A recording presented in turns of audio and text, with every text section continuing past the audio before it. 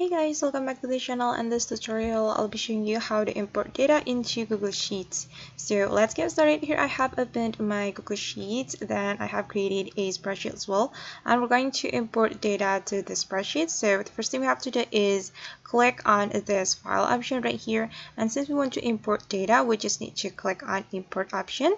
Then you can select where you want to import your data from. You can select from your Google Drive or upload your data from your device. And for me, I'm just going to upload my data from my device. So just click on upload and click on browse, or we can also drag a file right here. And I'm going to select the data from this document. So just click on document and I'm going to choose this one and then click on the data that you want to import, then click on opened. Okay, and let's just wait for the process. Okay, and we can choose the import location, guys. We can click on this option.